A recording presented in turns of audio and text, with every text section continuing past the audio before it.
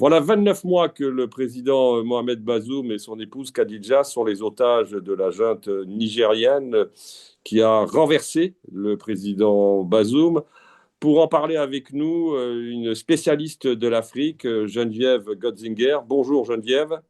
Bonjour Arnaud. Alors d'abord, une première question.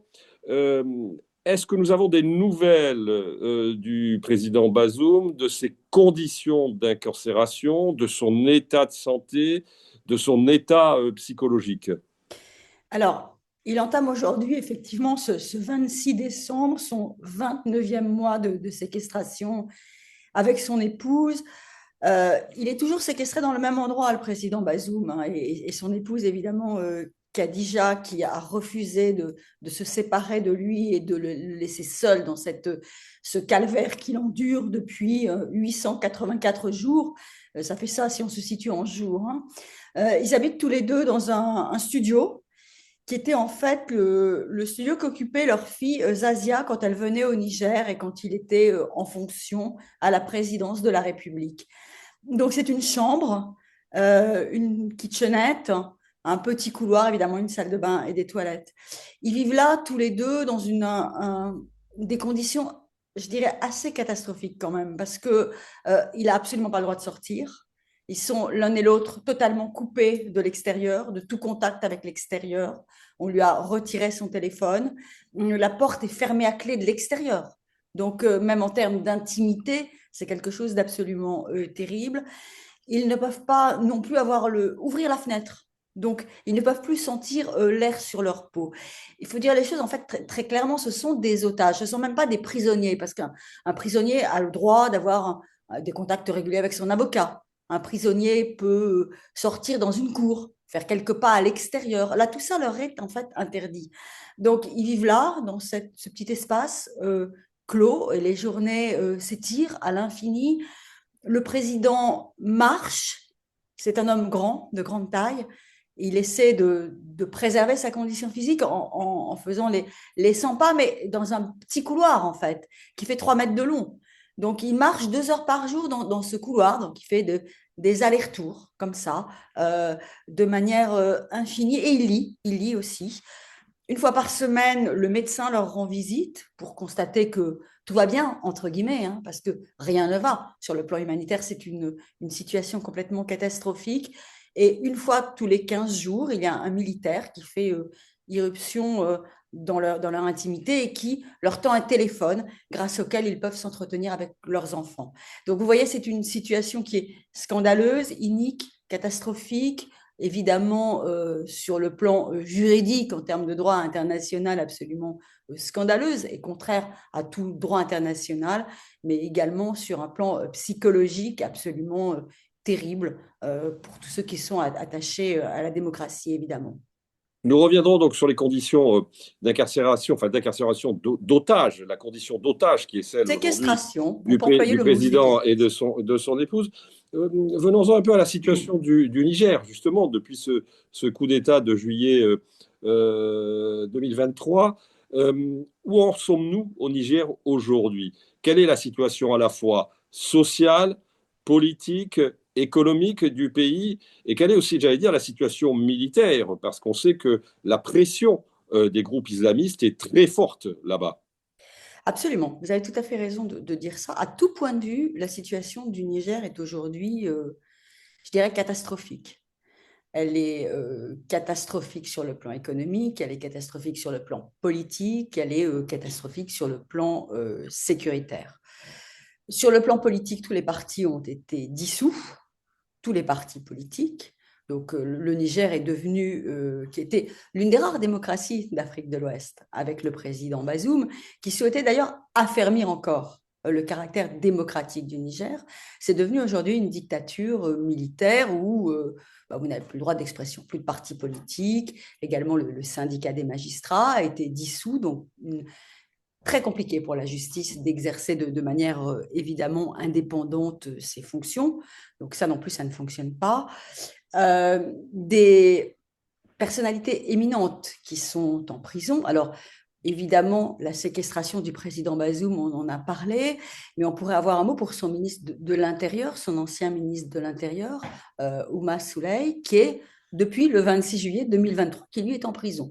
Il y a eu un moment des assises politiques et toutes les personnes qui avaient été emprisonnées, une bonne partie d'entre elles en tout cas, ont été libérées, mais lui non. On ne sait pas Quels sont pourquoi. les chefs d'accusation qui pèsent sur le ministre de l'Intérieur, Ben, c'est toujours Bazoum? complot contre l'État, etc., si vous voulez. Alors, voilà. Vous avez également avec des chefs d'inculpation absolument aberrants, Moussa Tchangari, qui est un acteur éminent de la société civile, qui lui aussi, alors lui c'est depuis un an, c'était le 5 décembre de 2024, il a été jeté en prison, donc complot contre l'autorité de l'État, terrorisme, des accusations complètement loufoques. Et vous avez également alors un homme qui est allé en prison, qui en est sorti, puis qui y est rentré avec des accusations folles, qui est l'ancien ministre Ibrahim Yacouba, ministre d'État, ministre de l'énergie du président Bazoum, qui s'était présenté contre lui à la présidentielle, qui, lors du coup d'État, était à l'extérieur du pays, qui a passé quelques mois à Abidjan avant de rentrer volontairement dans son pays, qui s'est retrouvé immédiatement coffré, qui a passé 452 jours à Walam, dans une prison assez loin de Niamey, qui a été libéré, qui vaquait tranquillement à ses occupations sans s'exprimer, et puis qui a été renvoyé à Walam sur la base de chefs d'inculpation absolument sordides et totalement fictifs, totalement inventés. On ne sait pas pourquoi cette histoire a été inventée contre lui, de marabouts tueurs, de sacrifices humains, enfin, des choses dans lesquelles il n'a rien à voir, mais ça fait, alors lui, aujourd'hui, 103 jours qu'il est à nouveau à Wallam. Donc tout ça c'est un peu beaucoup. Alors, après, il y a la situation économique catastrophique du Niger. L'actuel détenteur du pouvoir, le général Tchiani, qui a pris le pouvoir donc à la faveur de ce coup d'État, en est réduit à faire la quête auprès des enfants des écoles, qu'il raquette littéralement en leur demandant 100 francs CFA, une sorte d'impôt patriotique donc sur les enfants. Donc ça, c'est une catastrophe aussi absolue. Et le bilan sécuritaire, puisque c'est a priori là-dessus, sur cet argument que l'armée s'est fondée pour prendre le pouvoir, le bilan sécuritaire du président Bazoum était en réalité excellent. Je vais vous donner deux chiffres. Il a exercé le pouvoir 2 ans, 23 mois, 3 mois pardon, et 24 jours. Il y a eu 59 militaires qui ont été tués pendant cette période. 59 militaires, 236 civils. Dans le même temps, le bilan du général Tchiani, 1582 militaires tués et 2247 civils morts. Donc vous voyez, à tout point de vue, c'est une catastrophe en réalité. Alors, la situation du Niger, en quoi elle nous dit quelque chose sur plus généralement la situation de la région, c'est-à-dire de l'Afrique de l'Ouest?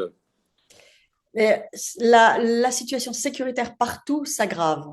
En fait, ces trois juntes militaires ont fait appel aux forces de Wagner, aux forces russes de Wagner, en se mettant, je dirais, à l'écart de la communauté internationale. Alors, les forces françaises, Barkhane est parti du Mali, comme vous le savez. Les Français sont partis du Niger. Ils faisaient plutôt de la formation et de l'intelligence au Niger, du renseignement. Ils sont partis, remplacés par des Russes. Et partout, c'est finalement en fait la même catastrophe. Le Mali est aujourd'hui très largement entre les mains des groupes terroristes. Le Burkina Faso, c'est la même chose. Les forces russes, en fait, sont totalement incompétentes pour assurer la moindre sécurité. Au Burkina Faso, on envoie au front des opposants, même quelquefois très âgés, qui vont se battre en lieu et place des militaires. Et puis, il y a des populations entières qui sont ciblées comme étant supposées complices des terroristes. Donc, vous avez aujourd'hui des pogroms dans ces pays, notamment beaucoup au Burkina Faso, à l'encontre des populations Peuls, à l'encontre des populations Touareg au Mali, qui sont ciblées comme étant complices des terroristes. Et donc, des villages entiers qui sont détruits, des enfants qui ne vont plus à l'école, enfin tout ça. La situation est globalement catastrophique.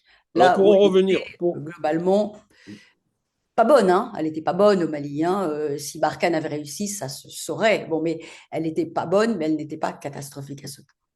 pour en revenir donc au Niger aujourd'hui, quelle est la réaction de la communauté internationale, d'abord de la communauté africaine, de l'Union africaine, de la CEDEAO, dont on sait que le Niger, comme le Mali et le Oui. Burkina, sont sortis, Et aussi, quelle est la réaction de l'Union européenne ainsi que de la France qui a été particulièrement visée justement dans ce coup d'État mené par le général Tchiani. Alors, beaucoup de questions dans votre question.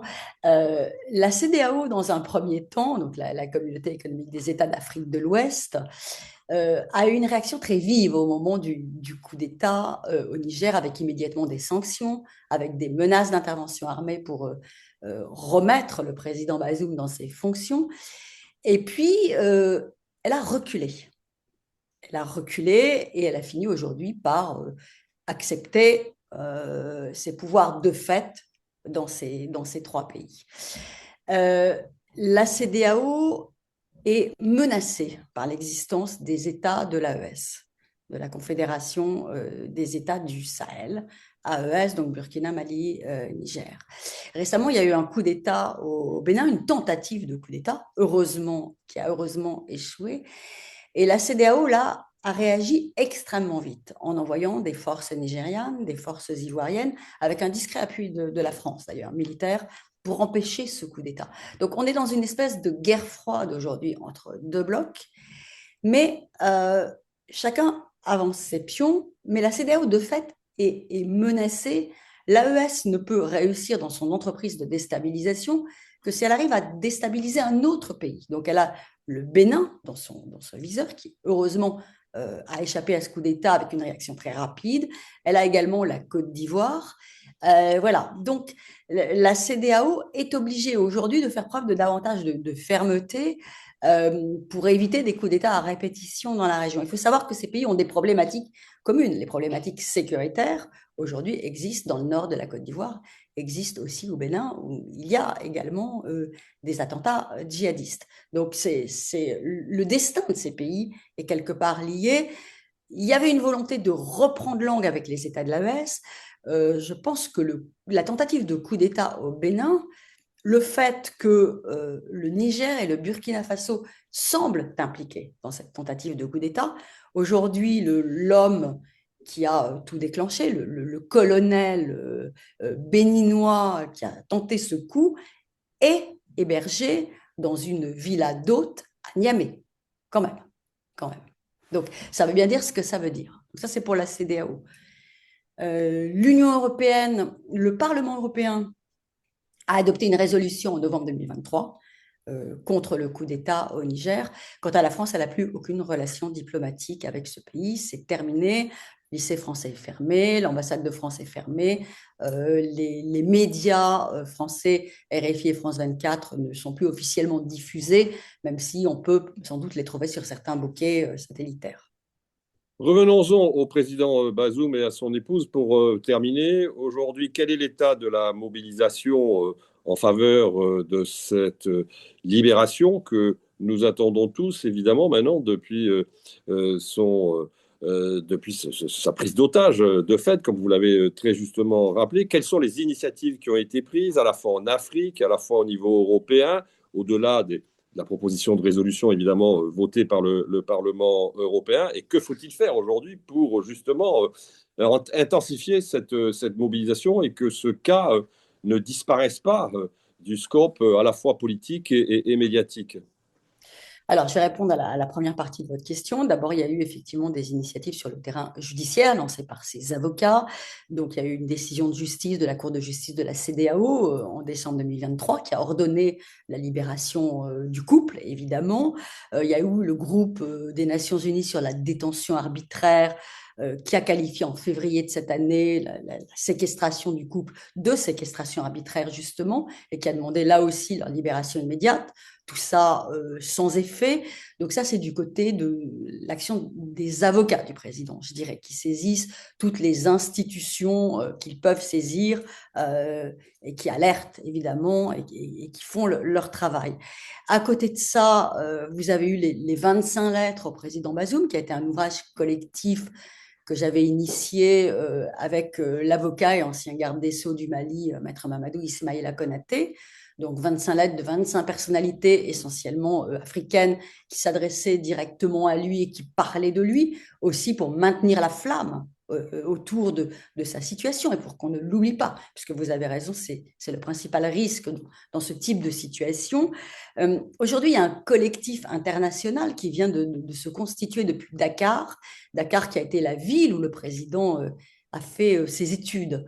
Et ce collectif s'adresse aux grandes organisations internationales, donc au secrétaire général des Nations Unies, Commission européenne, Commission de l'Union africaine, Commission de la CEDEAO, pour leur demander de prendre une initiative conjointe. C'est signé par de grands noms de la politique africaine, par des anciens ministres, évidemment, du président Bazoum, par certains de ses conseillers, par certains de ses amis. Il y a une lettre ouverte, donc, que chacun peut signer en appelant à cette libération.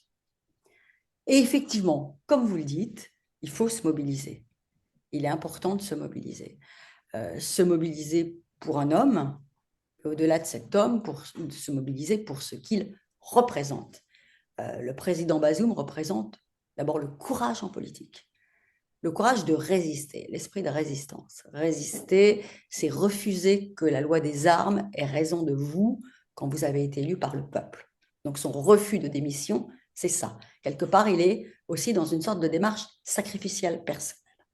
Donc, refuser ça, l'accompagner dans cette démarche, obtenir sa libération, évidemment, que chacun d'entre nous, qui croit à l'universalité d'un certain nombre de valeurs, à la démocratie, aux droits humains, se mobilise, parce qu'il est l'incarnation de ces droits-là, comme Mandela était autrefois l'incarnation de la lutte contre l'apartheid. C'est un combat qui va au-delà de la personne de Mohamed Bazoum, même si Mohamed Bazoum en est le symbole. Et puis refuser aussi que parce que ça se passe en Afrique, ce soit accepté. Parce qu'encore une fois, Arnaud, ça serait accepté nulle part ailleurs. Dans aucune autre partie du monde, en Europe, on accepterait qu'un président de la République élu soit séquestré dans un petit bout de sa résidence, une petite aile, une petite pièce comme ça, depuis 29 mois à partir d'aujourd'hui, sans que personne ne bronche. Donc, c'est inacceptable. C'est inacceptable quand on est un être humain, tout simplement. Donc, il faut se mobiliser pour ça, contre ça, et pour lui, et pour son épouse. Merci à vous, Geneviève Goldzinger, d'avoir en tout cas nous permis d'éclairer la situation à la fois du président Bazoum, de son épouse, il ne faut pas l'oublier, mais aussi plus largement la situation du Niger et de l'Afrique Et de de sa l'Ouest. famille, je voudrais dire quelque chose. Je veux dire Ouais. un dernier mot quand même, parce que parmi ceux qui se mobilisent, il y a aussi ces enfants qui, de temps en temps, interviennent. Il y a eu une interview formidable sur RFI de sa fille, Hinda, et il y a eu récemment un appel de ses 5 enfants. C'est aussi des familles qui sont meurtries, qui sont blessées, qui à chaque fois qu'ils parlent, ces 5 enfants, c'est poignant. C'est poignant aussi. Voilà. Donc, il faut les écouter, il faut les entendre, et il faut que ça cesse. Il y a eu un nouveau Noël, là, une nouvelle année qui démarre. La fin légale le 2 avril de son mandat, puisque le 2 avril, ça fera 5 ans qu'il aura prêté serment. Tout ça, c'est des étapes, et à un moment, il faut écouter la voix de la raison et en revenir à des règles de base. Tout être humain a droit à la liberté. Merci. En tout cas, on va terminer sur ce message, et ce message qui est un message malgré tout d'espoir et de volonté. La nouvelle revue politique, bien évidemment, s'associe totalement à cette mobilisation que vous initiez, vous, en France et plus largement en Europe. Et on aura vraisemblablement, et malheureusement d'ailleurs, peut-être dans les semaines à venir, l'occasion de revenir sur la situation au Niger, la situation en Afrique de l'Ouest, et puis aussi, évidemment, sur la situation du président Bazoum et de son épouse. Merci à vous, Geneviève. Merci Arnaud de m'avoir donné l'occasion de parler du président Bazoum et de ce combat qu'on mène ensemble. Merci.